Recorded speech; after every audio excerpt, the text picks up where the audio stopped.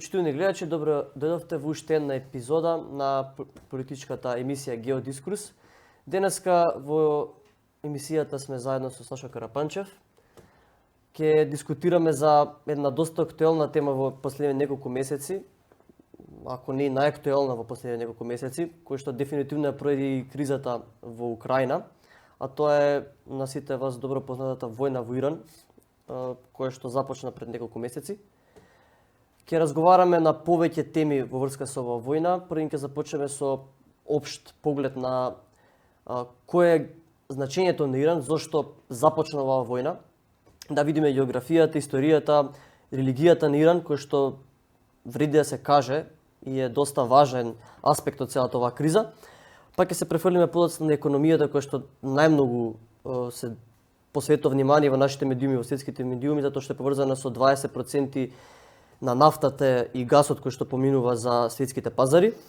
Подоцна ќе преминеме малку и на војната технологија на Иран, добро познатите шахед дронови кои што добија популарност во руско-украинската војна, каде што русите масовно ги употребуваат. Па ќе продолжиме со некои други подтеми кои што се важни за да погледнеме целата слика, кој што ќе ни даде одговор на сите прашања кои што во последните неколку месеци се вртат на светската сцена.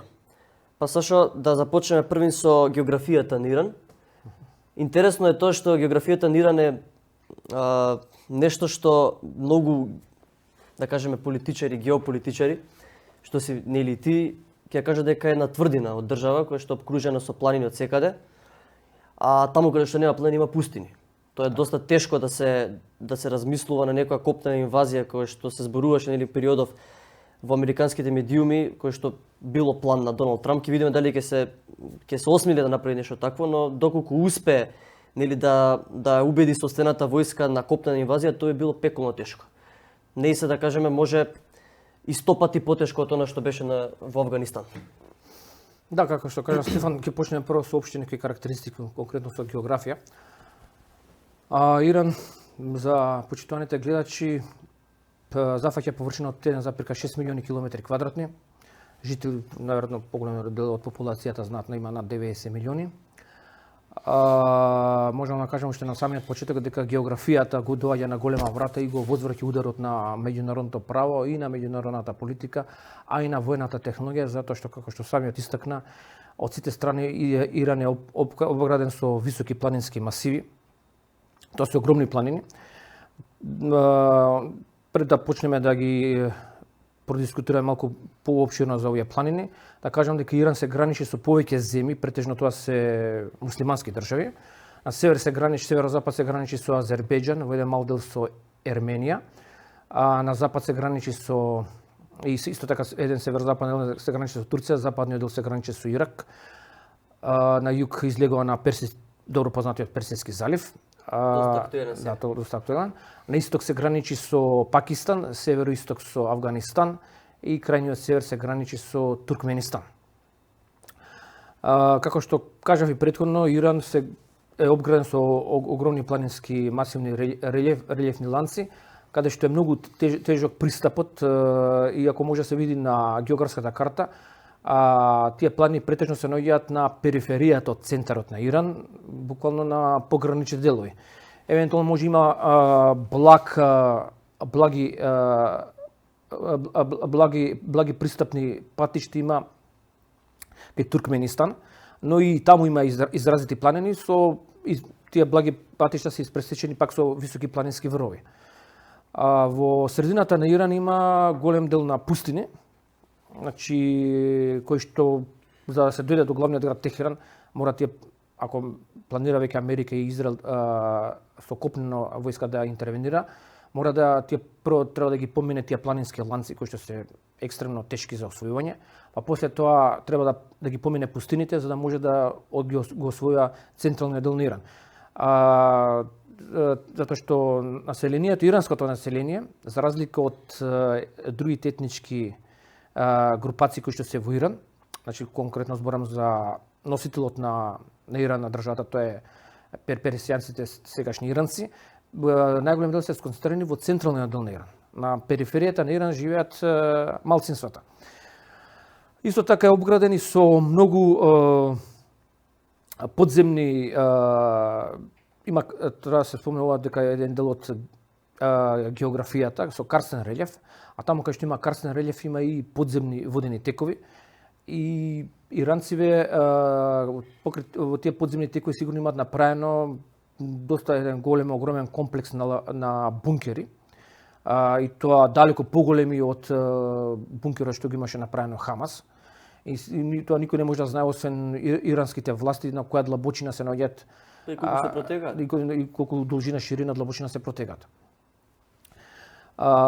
Исто така треба да се напомене дека Иран располага со неколку острови во Персискиот залив, од кои што битни се тука, најбитни се островот Хар, каде што се наоѓа една од, рекол можеби не 80 или 70% од производството на нафта оди преку рафинеријата од Харк. Збориме иранско производство. Исто така битни се островите, тие се малку помали од Харк, островите околу Ормушкиот теснец, некаде се спомена како Премин, некаде како Мореус, некаде како Теснец.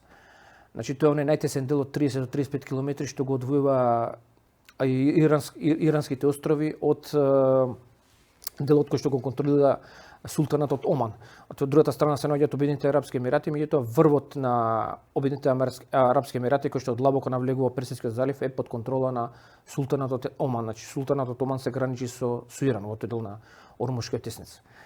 Многу да не должам околу географијава, може да преминеме сега на историјата, историјава, значи старото име на Иран е Персија, датира некаде околу почетоците околу 2700 години пред нашата ера. И 2000 години, тоа значи околу 4700 години цивилизација. Значи овдека фактички постои војна од една страна на американската култура, кој Америка не може да се стека цивилизација, не култура, западна култура, а од друга страна збориме и империја, значи глобална светска империја, за жал се уште се Соединетите американски држави. така. Значи имаме бора меѓу империјата САД против цивилизацијата Иран. Значи Иран е една од најстарите цивилизации на планетата кој што постои се уште во континуитет. Има многу стари цивилизации кои што се изумрени, меѓутоа Иран е се уште постои и се смета за наследник на персиската цивилизација, покрај кинеската цивилизација и индиската како три најстари цивилизации кои што постојат у континуитет до ден денешен. И македонската. Да не забораваме. Да. И во однос на историските информации кои што може со кои што можеме да располагаме и да провериме на интернет сајтовите, а и преку пишани текстови, Иран бил значи не само цивилизација, туку имале и мощни битни императори у свое време. Значи ако се следи од хронолошки тек од Абасидска династија преку Сафавидска династија и Каџарска династија, па доаѓаме се до денешен Иран. Пред меѓу Каџарската династија и денешниот Иран има Иран е владе шахот, претходно татком, па после тоа синот шах, па после паѓањето на шахот доаѓаат Ајатулахот Хомейни на власт и се овојде Исламската република Иран. Значи можам само ова да го спомнам за гледачите овдека на Балканот, конкретно на Македонија, кога Отоманската империја била на врвот од својот зенит, кога удрила на тогашна Виена, значи за време на Сулейман Величенствениот, тогаш бил врв Отоманската империја. Во тоа време во тогашна Персија на власт биле Сафавидската династија.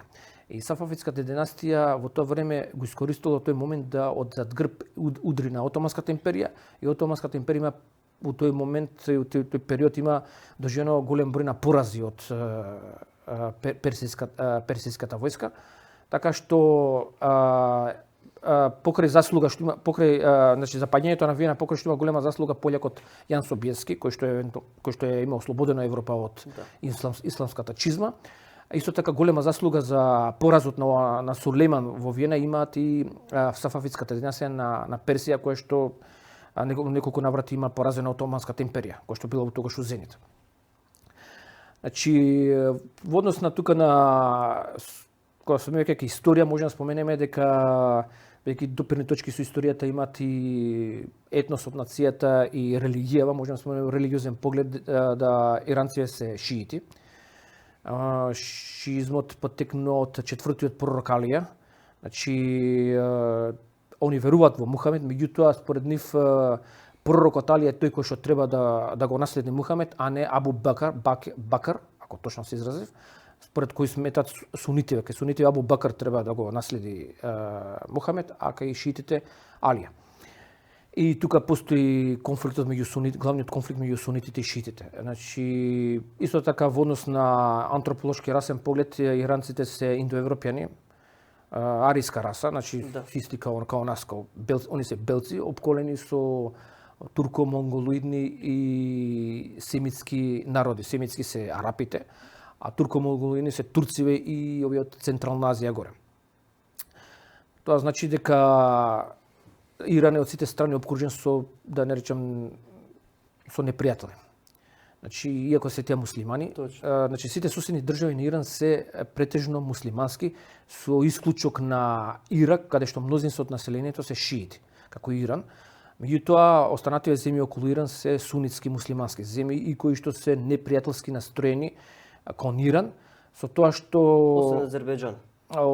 До некаде Азербејџан, меѓутоа Азербејџан има добри односи со Турција, иако е и Азербејџан шиитски. Меѓутоа, он е уговорно подрачје лингвистиката и говорот му е туркофонски, значи поблису кај до Турција. Но се смета сепак нели за пријателска земја, може не да кажеме сојузник во смисол како што е со Русија или со Кина, но се пријателска земја, затоа беше чудно нели нападот што беше врз Азербејџан или ирански. Знак прашање дали Иран изврши инвазија. Ја мислам најверојатно тоа е пропаганда на берекол на Израел. Израел може извршил, бидејќи Израел е у близина на Азер, не се граничи, ама у близина и он е не толкова голема близина, меѓутоа Израел има таква воена технологија да има извршено напад во Азербејџан, а тоа преку израелска пропаганда да го прикаже дека е напад од иранска страна. Значи, во Иран има многу голем број на етнички заедници. Како што споменав, иранците се од некаде околу 55 милиони максимум, од над 90 милиони жители на Иран, 55 милиони со иранско потекло. Останатите втори по бројност се азербејџанците, кои што ги споменати претходно, те се околу 18 милиони или 20% од жителите на популација на Иран. Потоа трети по бројност се иранските арапи, они се меќе околу 9 до 10 милиони. Исто така тука место помалку од иранските арапи се и курдиве, кои што живеат во северозападниот дел на Иран и фактички конкретно Израел, пред се Израел, а после Израел и Америка, Израел како главен сојузник во внатрешното да изврши внатрешна промена во Иран ги гледаше курдиве. Значи он ги и во Сирија Израел ги финансираше курдите, меѓутоа во Иран ги финансираше курдите да предизвикаат демонстрации. И во Ирак знаеме што и во Ирак и најголем дел од тие демонстранти што беа во Иран, значи зимава, беа или курди или азербејџанци.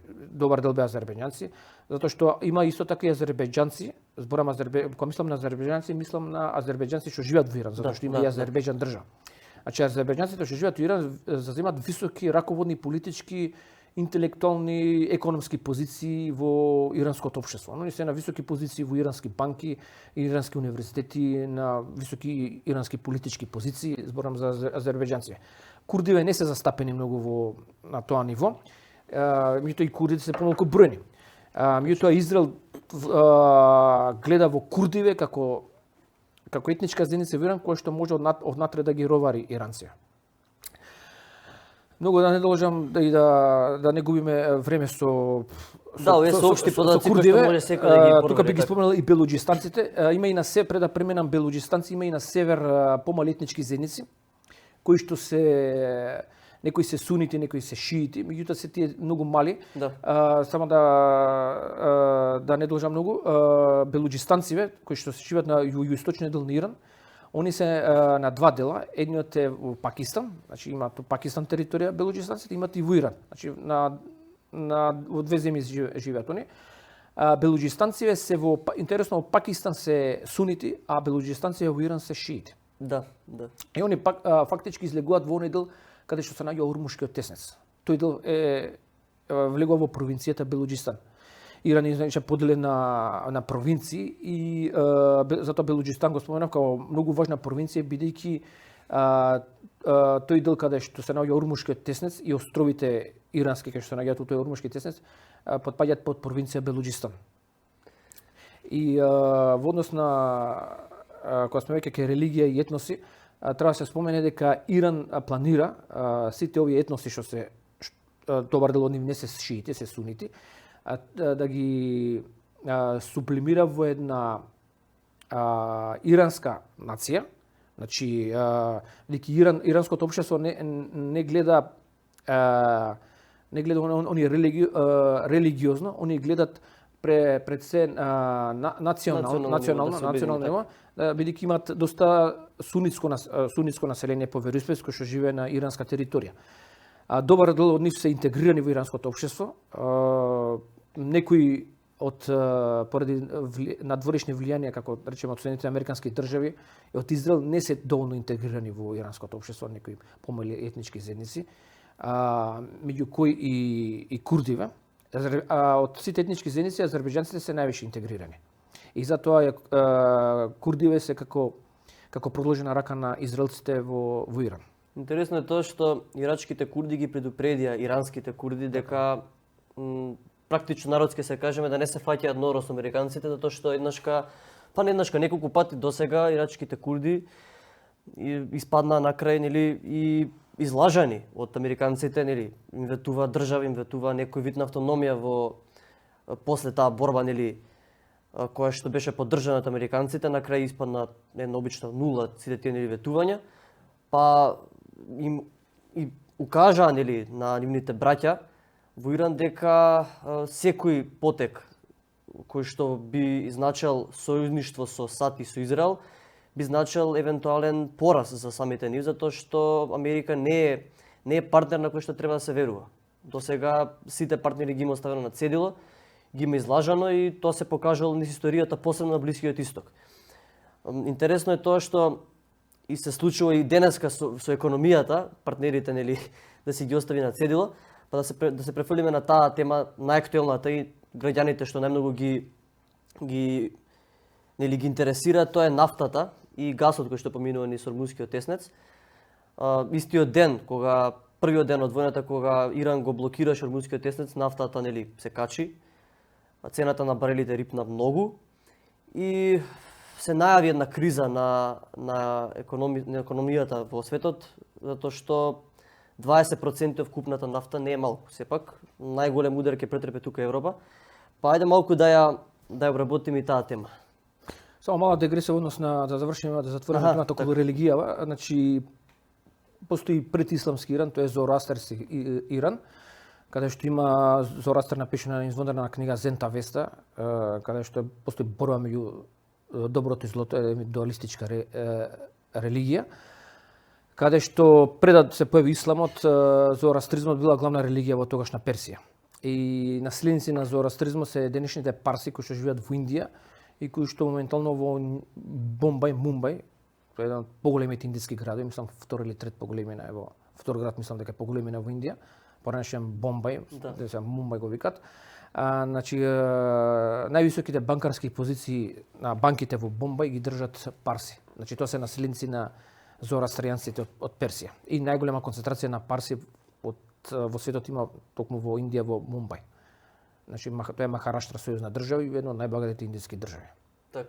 Па сега може да продолжиме за она што го спомнате. Така, за нафтата сакам да подискутираме малку.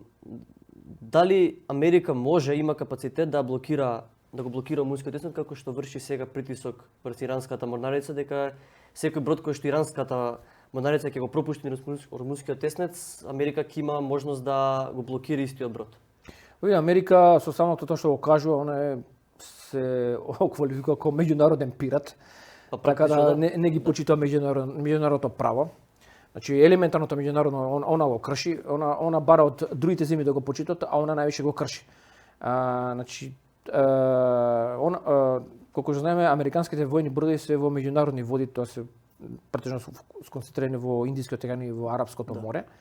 Мада има некои информација и дезинформација дека одреден број на американски бродови влегле во Теснец во смисла дека на Персискиот залив не само Иран, туку излегува и Обединетите арапски емирати, и Катар, Бахрейн, Кувајт, еден мал дел на Ирак и најголем дел на Саудитска Арабија. А знаеме дека имаат сите тие земји имаат американските војни бази. Можно е да војска од војните бродови преку копнена линија е префрлена на крајбрежјето на Кувајт, Саудитска Арабија, островот Катар, Бахрейн и Обединетите арапски емирати. Значи Иран, Соединетите американски држави, ако нема поголема меѓународна помош Иран, бидејќи Соединетите американски држави се глобална сила, они можат да го од надвор, мислам, не од натре, бидејќи тоа е премин. Премин значи контакт меѓу две водени маси. Премин или мориус. Значи контакт на две водени маси. Едната водена маса е Персиски залив, а другата водена маса е Арапско море. И тие се граничат кај Ормускиот теснец.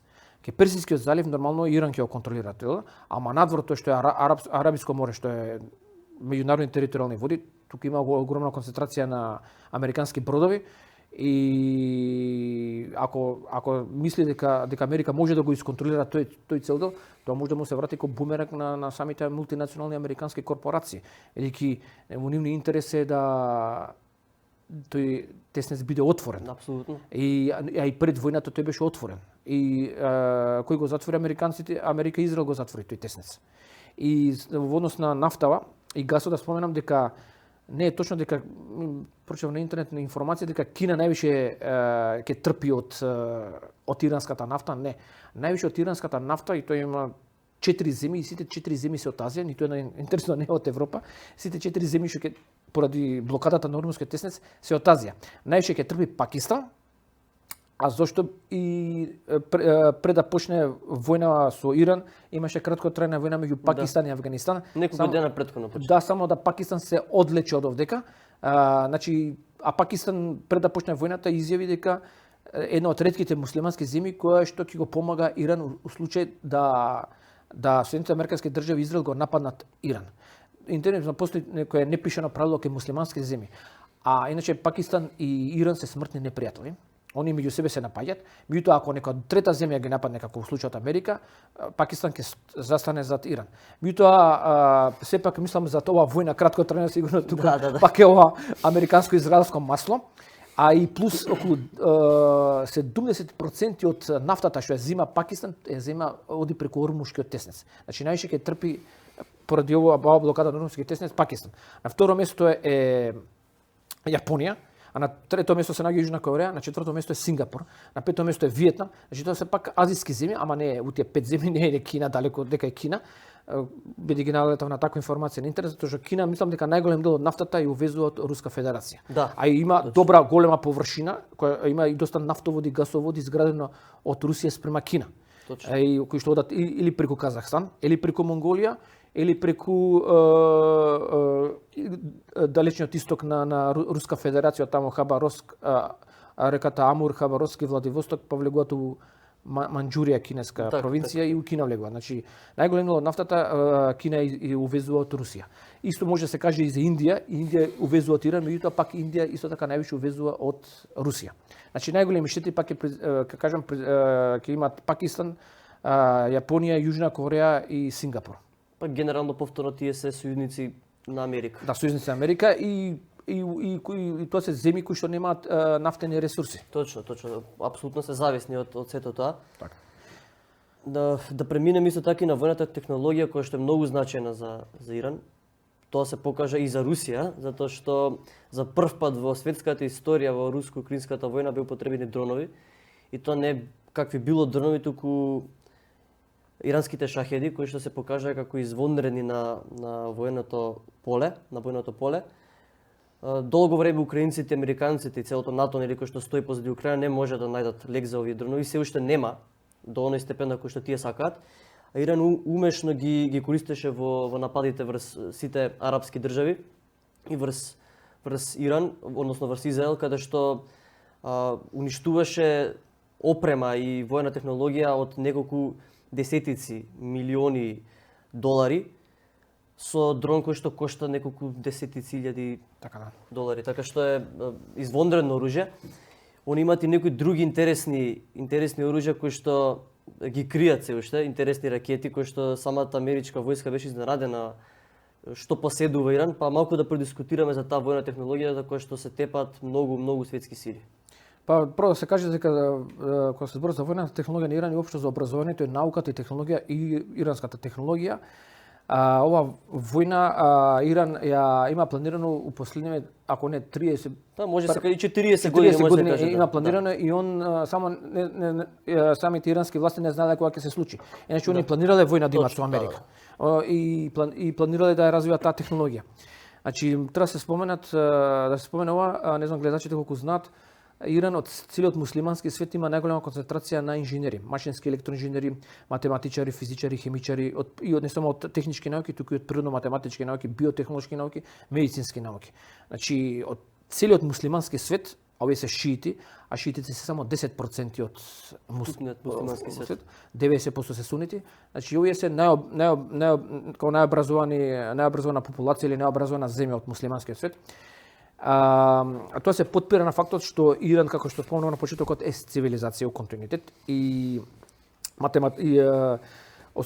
значи почетоците на математиката доаѓаат од Индија, па преку трговски патишта математиката се пренела во Иран. Иран е усовршил математиката, а знаеме дека сите технички науки се потпираат на математика. И електроника, и машинство.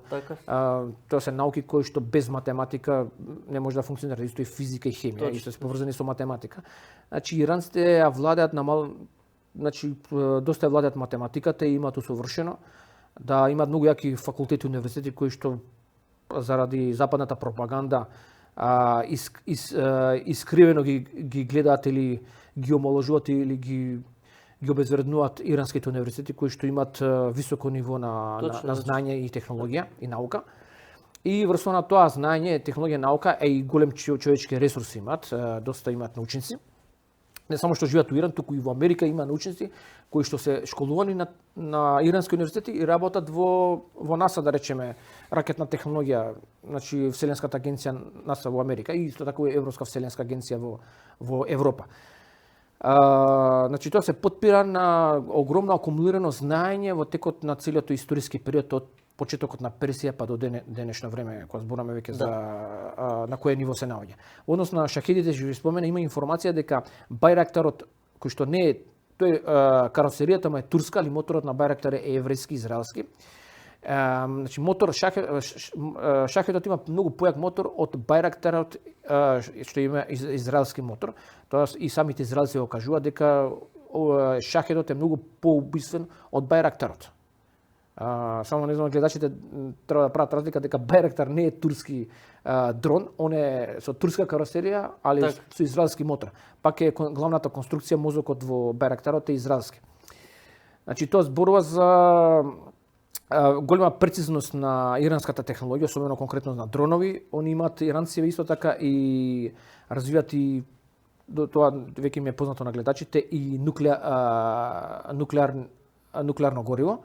Меѓутоа, поради големо ембарго кој што го има доживеано последниве декади, тоа од кога Хомейни дојде на власт 1979 година, од тогаш иранците се под ембарго, некогаш поекстремно, некогаш полабаво, али се под ембарго. Точно.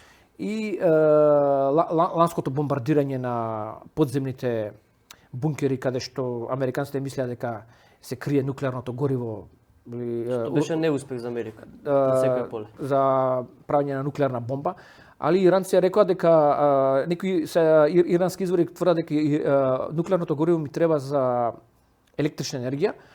Али ја би додал зошто ако американците имаат нуклеарна бомба, зошто да немаат и иранците нуклеарна бомба?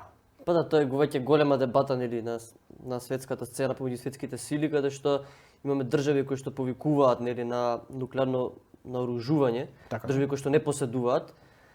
Нели имаше и приказна што русите извадија дека Велика Британија заедно со Франција посакуваат да предадат нуклеарно оружје на Украина, што е било голем преседан.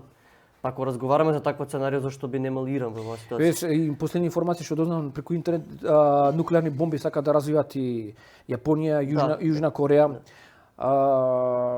Бразил што беше голем поборник за денуклеаризација, Бразил сака да развие нуклеарна бомба, Германија, Италија, Шпанија, значи многу европски земји, Шведска, Швајцарија. Кога ќе погледнеме од аспект дека нуклеарното оружје е еден вид на гарант за суверенитетот на државите, што е најголем пример, мислам дека е Северна Кореја, која што доколку не поседуваше нуклеарно оружје, мислам дека одамна веќе таа војна ќе беше во пикот. Точно така. Мислам дека легитимно е сите држави кои што не поседуваат нуклеарно оружје, преку примерот на Северна Кореја и Русија и другите сили кои што поседуваат нуклеарно оружје, да бараат развој на такво оружје заради заштита на суверенитетот. Да, Тоа е апсолутно право на секоја држава, нели?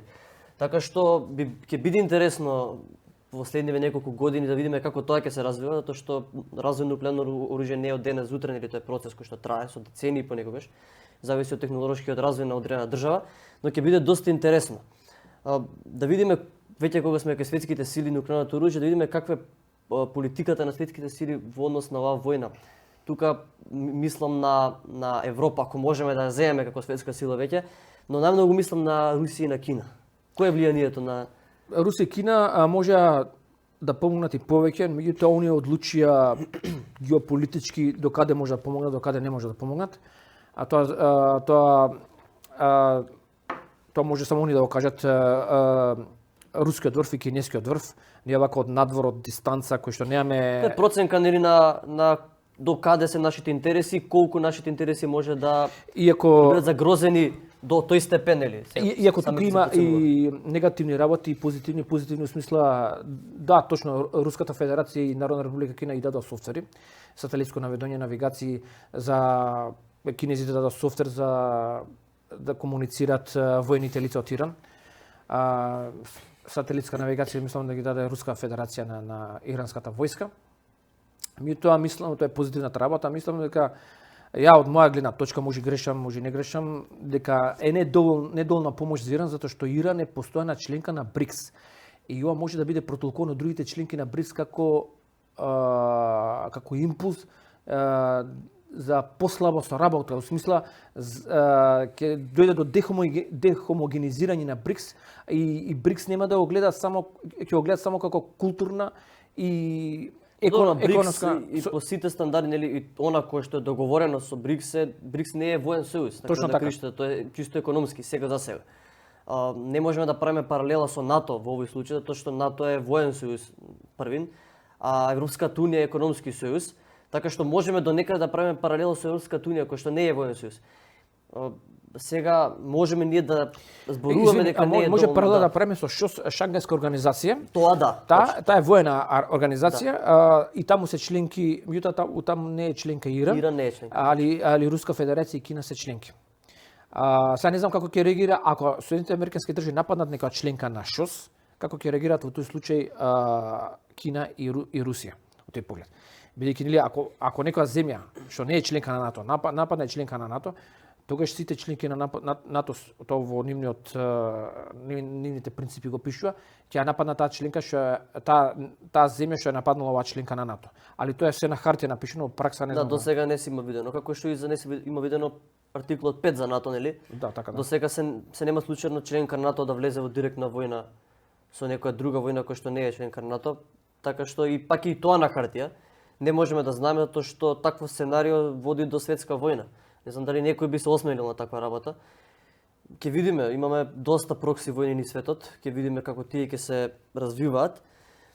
Само да напоменам однос на Иран, зошто е Иран толку битен? Значи, он е Иран као територија, вака географски гледано, е благословен од Господ, значи има таква геостратегиска поставеност да, како што кажат и на почетокот, излега од тврдина.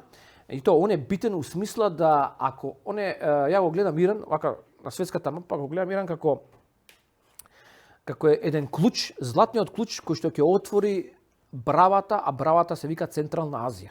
Значи ако Иран падне, падне во раце на или дојде таму претседател или премиер наклонет на Америка или на Израел, во тој случај како некако вавилонски карти, али многу брзо би паднала и Туркменистан и Таџикистан. Таџикистан е интересно сунити, шиити се али кои што они се сунити, али кои што зборат персиски јазик. Значи лингвистички се блиски до персијанците, али се сунити таџикистанците и многу блиски се со иранците. Значи Таџикистан ќе падне Узбекистан, ќе падне Киргистан, ќе падне Казахстан. Што значи тоа? Тоа значи ако паднат овие земји, а тоа е Централна Азија, тоа е како што кажав бравата, клучот е Иран. Значи ако паднат овие земји, тогаш ќе биде Русија и Кина во шахмат. Шахмат ќе направи Америка на Русија и Кина, затоа што од една страна Америка ќе се граничи со Ујгур Синкјанг, тука се муслиманското малцинство кое што не е баш пријателски настроено кон Народна република Кина, а они се покрајна северозападна во Кина. Од друга страна, преку Казахстан, тука има муслимански руски републики кои што Америка во тој случај ќе има многу полесна задача да ги подбуцнува и да тие муслимански републики да робарат од самата Руска федерација. Од Руската федерација е поделена на 20 со Крим 21 република. И затоа е битен Иран. Иран е битен за да не падне и затоа мислам затоа малце ме разочара помошта од страна на Руска федерација и Народна република кон Иран. Ја очекувам многу поголема помош бидејќи тој е многу битен и за Русија и за Народна република Кина. У таа смисла. Да видиме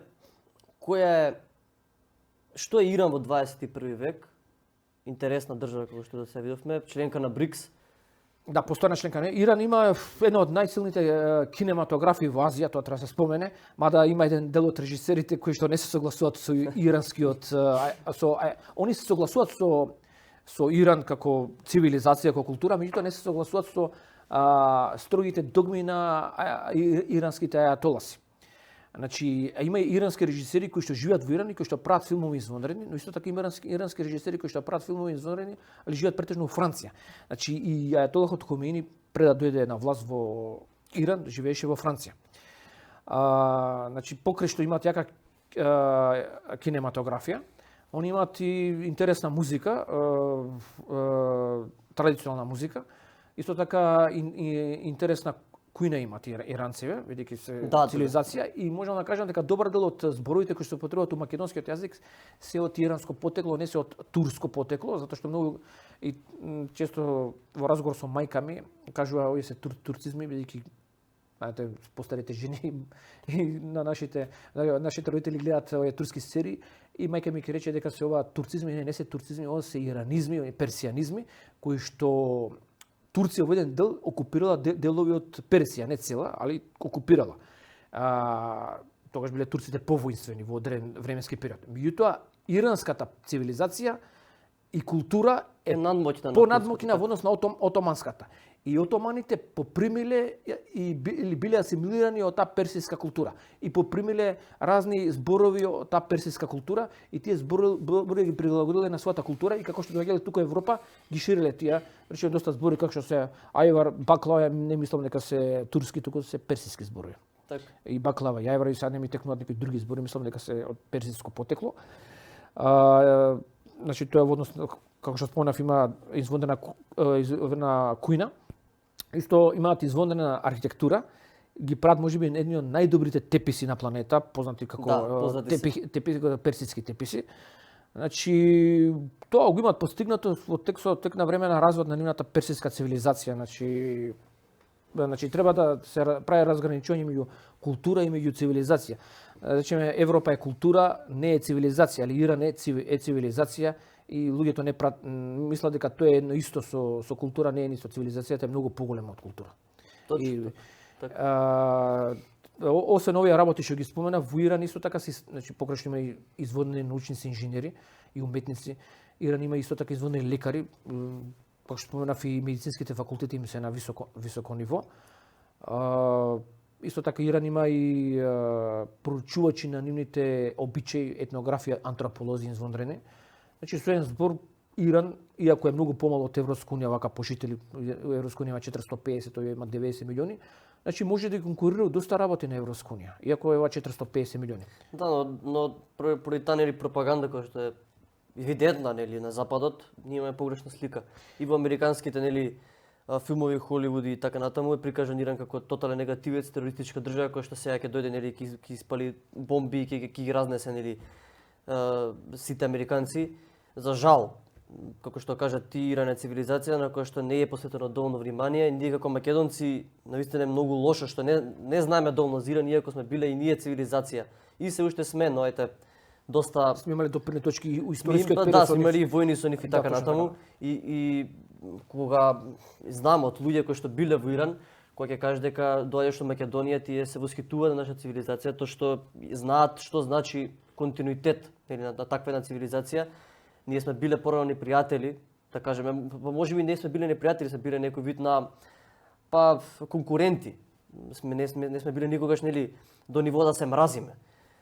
Така што штета е што македонскиот народ не знае доволно за иранската цивилизација, за целата таа култура, за целата таа држава.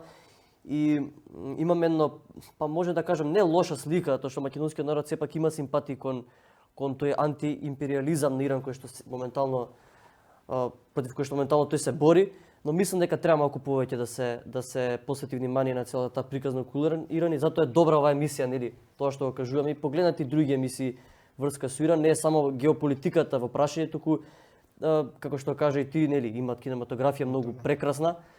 Погледнете некој ирански филм, нема да потрошите време за, верувајте ми, нема напразно да биде потрошено тоа време, навистина имаат прекрасни филмови, имаат прекрасни приказни народни кои што се потекнуваат од таму, така што процес е, нели, да се научи на култура, да се истражи, но секогаш постои можност за таква работа.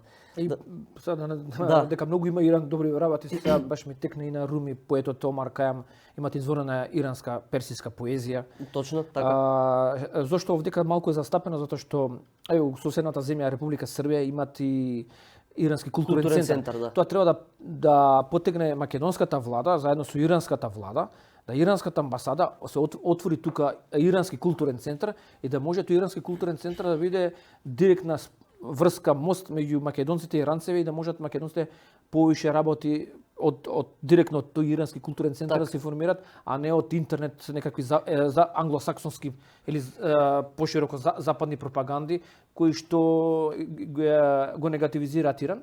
Значи, за жал, ние немаме ирански културен центар како што има Република Србија. Не знам дали Грција и Бугарија имаат културни центри, знам за Србија дека има ирански културен центар.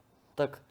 Да се вратиме сега на ова на актуелното што е. Кои ќе бидат последиците од оваа војна, која што нема знак дека ќе се оконча во следниот период?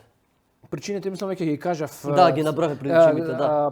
Израел нема цел да влегува во Централна Азија, целта на Израел да создаде голем Израел и да биде он хегемон на Блиски Исток. Значи тука му се главни конкуренти Иран и Турција на Израел. Израел него претходно зборев за причините, главната причина фактички на Соединетите американски држави да влезе во Централна Азија и да ровари едноставно да дестабилизира Руската Федерација и да ја фрагментира, а истото се однесува и за Народна република Кина. Тоа е крајната цел на најголем конкурент на Израел за формирање на таков голем Израел, нели е Иран. Точно така, да.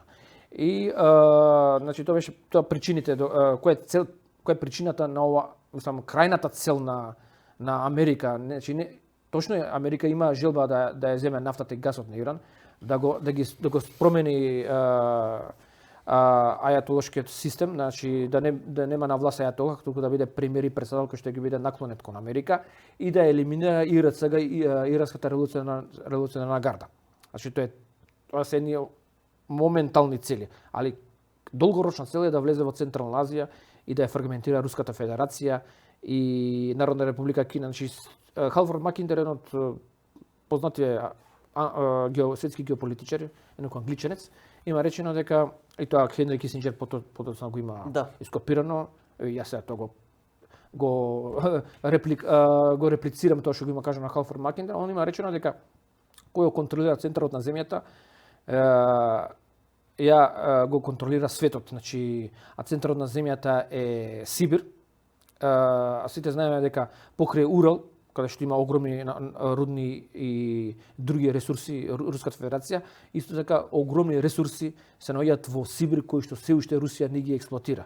А значи Русија има најголема површина на планета, 17.000 км2, и тоа е главната цел, значи кој го контролира тој дел, ќе го контролира целиот свет, значи преку тие ресурси и нивна експлоатација и продажба и профитирање од тоа, и тој профит да биде сконцентриран во древни елити, на тој начин ќе биде контролиран светот од овој случај англосаксонската елита.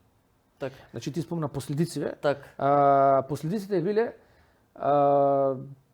сите би имале мислам не постои човек, се добро мислам ако живее некој на некоја планина или некој племе во Африка кој што нема да доживее директни последици. Значи сите што живееме урбано во градови, ќе имаме последици, некои повише, некои помалку, дали некој преку гориво, ако користи доста често возилото ќе има преку гориво финансиски последици, некој што користи, ако не користи кола, сигурно се храни преку храна, преку пченица, пченка, месо, ќе се зголемат овие цените на овие производи затоа што тие се добиваат преку користење електрична енергија. Електрична енергија се најголем дел се користи преку нафта и газ.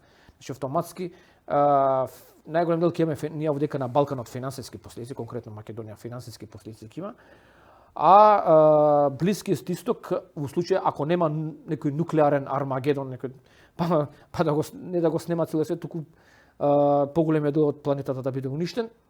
Ако нема таков нуклеарен армагедон, не само финансиски, туку и човечки последици и последици опште по живеелиштето ќе има целиот Блиски исток. Конкретно мислам тука освен Иран, како земја која што е нападната од страна на Соединетите американски држави Израел, тука голема штета ќе доживеат Обединетите арапски емирати и сега Абу Даби, Дубај, град на духови, Катар, Бахрейн, Кувајт, малце помалку и Саудитска Арабија. Колку што знам, Обединетите арапски емирати, ако нема довод на нова вода, бидејќи оние десалинизираат тоа морската вода, а за 60 дена ако нема довод за нова вода, они ќе умрат од глад. Од глад, од жет ќе умрат. А и од глад. Значи Па храната проаѓа низ ормуските се за нив. Да, они немаат услови до таков степен во тие пустини да произведуваат таква храна. Сигурно неверојатно добиваат се од Саудитска Арабија нека помош, ако не или од султанот Оман, али ако не добијат од овие земји, они ќе умрат и од глад и од жет. Значи они први ќе бидат нудар. Значи земјите од Персискиот залив би биле, значи они не само финансиски, туку и човечки животи би имале огромни трагедии во вид на губитоци човечки, разни инфраструктурни објекти ќе се уништат, како што се уништена рафинеријата во Саудитска Арабија и во Дубај и во Обединетите арапски емирати повеќе објекти. Значи одрени мостови, транспортни објекти би биле уништени во тие делови. Би била, како што спомнати, нафтата ќе се покачи ако остане ова блокада подолго време. Меѓутоа на Америка и одговара ова затоа што Америка е далеку од Блискиот исток, а и она си има собствени ресурси на нафта, значи има Алјаска, Тексас што се нејзини сојузни држави лежат на нафта. А баш знаеме дека сега со Венецуела зимата се зема Венецуела под своја. Така точно, тука се загрозува еден фундаментален елемент на американската империја, тоа е контрола на Блискиот исток и оној петродолар кој што е многу познат во изминативе неколку децени, доколку во случај да земеме хипотетичко сценарио Иран успее да опстане како држава, затоа што тоа е основна цел, нели Иран сам кажа дека ова е екзистенцијална војна и се кое што значи опстанок на Иран во после овој конфликт како држава, како ентитет на оваа светска сцена, би значила победа на Иран, пораз на Сатин Израел. Дали тоа би значило комплетен пораз и повлекување на сатот од Блискиот исток? Да, и отворен пат за Кина и Русија. Точно така. Ако Америка се согласи со овие правила на Иран, ама ја мислам дека нема да се согласи, Иран даде ултиматум со неколку, мислам дека 5 или 6 беа точки. Едната точка е да се напуштат сите американски војни бази да се затворат на Блискиот исток. Тоа значи ако Америка ги затвори сите војни бази на Блискиот исток, меѓутоа тоа нема да се случи, тоа Америка нема да го дозволи. А ако се затвори тоа значи тоа е пропаст на Израел. Тоа е крајот на Израел. Точно. Не на Америка, али на Израел е тоа крајот. Точно. Ако ги затворат сите војни. А тоа е еден од условите. Вториот услов е Америка нема право да врши десант на островот Харк и на другите рафинерии на Иран.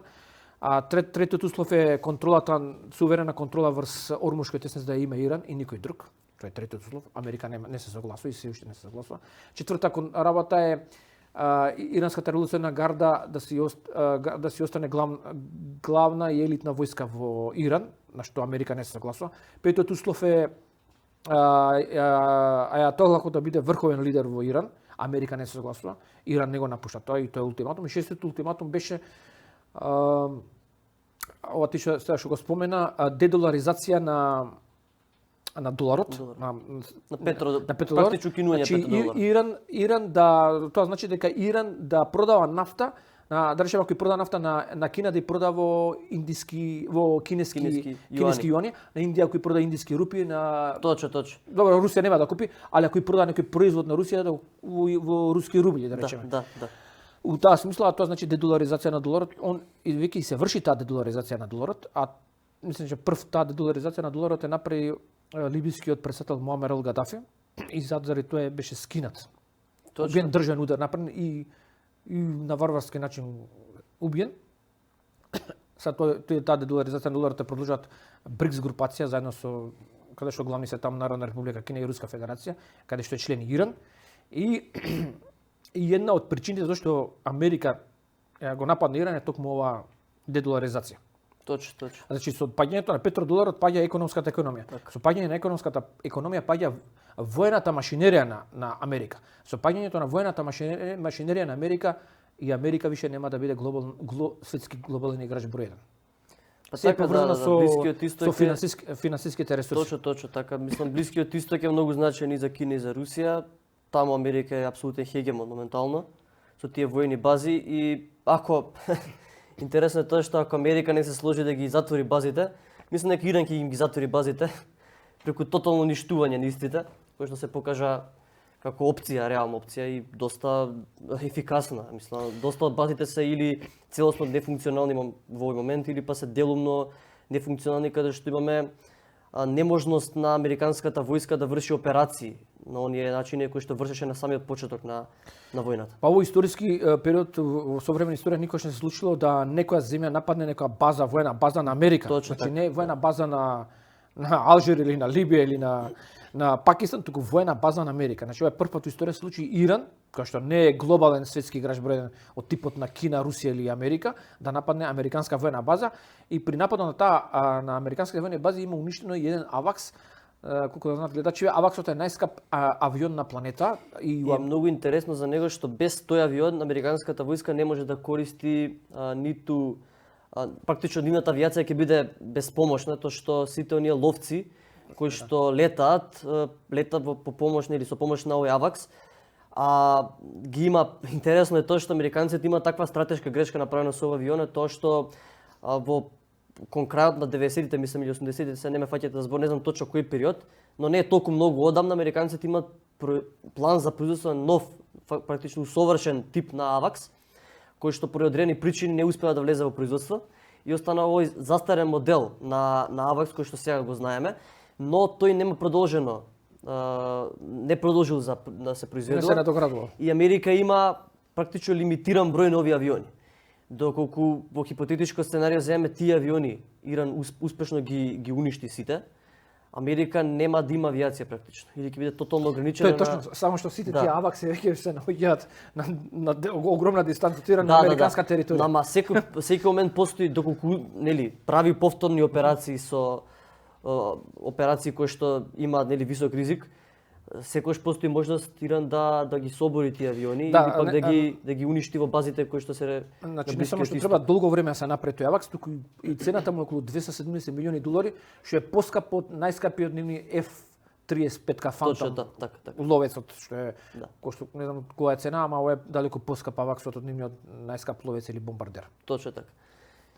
Сашо, ти благодарам за оваа емисија и за овој излагање, наистина мислам дека доста фативме теми кои што се важни, еден добар континуитет од самата почеток на оваа иранска цивилизација, па фативме географија која што е многу значајна за потенцијална копнена инвазија, која што според мене мислам дека доколку Америка се осмине такво нешто, има многу пречки за такво нешто. Напред тоа е прво да убеди собствената армија дека треба да гине за Израел.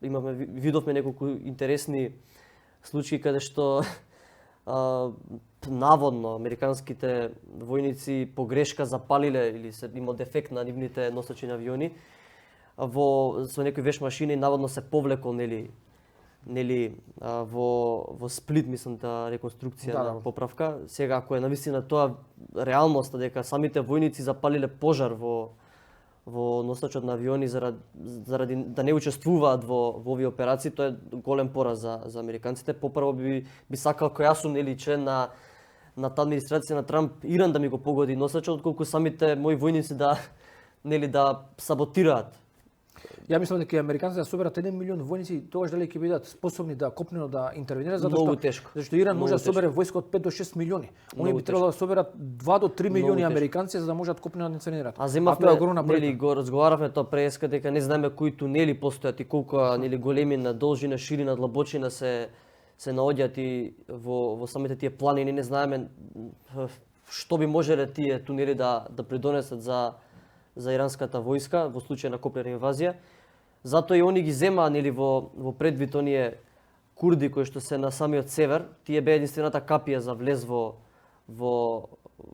срцето на Иран, но доколку тие одбијат, а во случајов одбија, мислам дека нема начин да ги убедат да влезат во војнава, Иран ќе биде заштитен. Абдула Оџалан, што е на КПП на партијата на Курдистанската партија во Турција, што е доживотен затвор, он од затвор има изјавено дека курдите не треба да им помагаат на израелците и американците да го соберат иранскиот председател и иранскиот еатолах, туку треба да му помогнат на иранците да пружат што пожесток отпор на американците и израелците. Значи тоа од затвор го има кажано Абдула Оџалан. Исто така во однос на ова, не само на курдите, туку има и други етнички малцинства во Иран. Израел и Америка се обидат и нив да ги подбуцнат. Меѓутоа, пред да почне војнава со Иран, имаше демонстрации, протести во зимава. Тогаш добар дел од тие етнички малцинства беа против еатолахот и против иранскиот систем. Меѓутоа, откако почнава војнава и откако се случи таа несреќа со она училиштето кој што загина претежно девојчиња беа. Девојчиња, да. Да, ама и учители со наставници со нешто беа цела школа се обединаа и солидаризираа сите етнички малцинства со иранскиот фундамент, односно со иранскиот народ, и сега се сите заедно и тешко мислам дека сега Америка и Израел ќе можат некого да подкупат, за да може да се бори на нивна страна против Иран. Точно така. Иран не може да биде поразен воено, мислам, според мене, мислам, и сите оние војни аналитичари тоа го кажуваат, практично е тврдина. А историски не знам дали им е јасно на гледачите дека Иран е единствена земја, една од реткиве земји на планетава кои што западните земји не ја контролирале во целост. Точно. Значи покрај Иран тоа е и Сиам, тогаш е Сиам денешен Тајланд, Јапонија и мислам дека одредени делови од Етиопија во Источна Африка не успеале ниту една земја од Западна Европа или Америка секашна да ја контролира во целост. Значи од историски период она била под влијание на Велика Британија и на царска Русија, меѓутоа не ја контролирале во целост. Бидејќи тешка била за освојување и ова мислам дека еден дел на Авганистан исто така Велика Британија не ја контролирала, затоа имало големи порази во текот, али тоа сега не е тема Авганистан, сега Иран. Тоа беше збор за Иран, едно од земјите кои што никој не ја контролирал во целост. Така што ти благодарам. Почитувани гледачи, благодарам што проследивте оваа емисија, ние ќе се видиме некоја наредна.